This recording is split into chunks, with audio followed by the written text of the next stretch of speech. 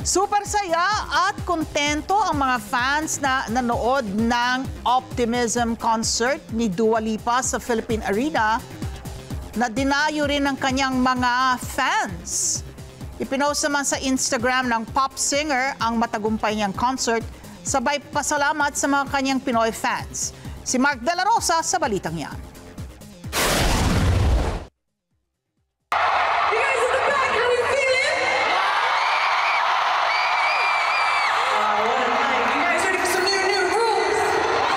Radikal kung magmahal ang Pinoy fans. Yan ang ipinakita ng mga Pinoy loves sa one-night sold-out Radical Optimism concert ni Dua Lipa sa Philippine Arena kagabi. I told you earlier that I heard Manila was the loudest crowd.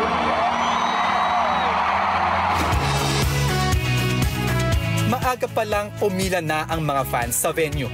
Ang iba nga sa kanila, nagkantahan pa. I need someone to hold me close, deeper than I've ever known. This love feels like a rodeo. Hindi lang ang mga Pinoy fans ang nagpunta. Ang magkaibigang Alyssa at Lena, sinakto ang bakasyon nila sa Pilipinas para mapanood si Dua Lipa. Just the coincidence that we visited this concert, but we are very happy. Ang Indian national na si Shri, second time nang manood ng concert sa Philippine Arena. Pero di pa rin makapaniwala sa crowd capacity sa tuwing manonood siya ng concert dito. It was so huge and I didn't believe an indoor stadium could be this pretty. I mean, it's so nice and all the people, the amount of people it fit in, it's just amazing. Si Rach naman na galing pa ng Cebu, maagang pumila para hindi maipit sa dami ng fans na nakasasabay niya. At sa sobrang excited, napakanta pa.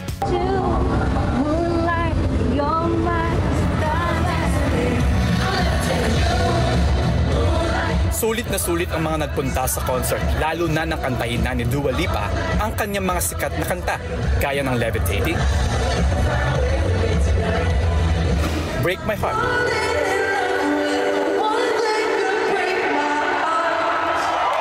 Electricity,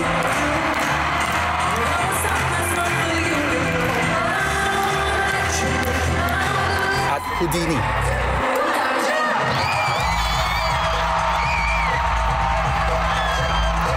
Sa kanyang IG Stories post pagkatapos ng concert kagabi, nagpasalamat si Dua Lipa sa mga Pinoy loves at nagsuot pa ng jersey na may logo ng Pilipinas. Mula sa Philippine Arena, lilipad papuntang Japan, Taiwan, Malaysia, Thailand at South Korea si Dua Lipa para tapusin ang Asia leg ng kanyang Radical Optimism Tour.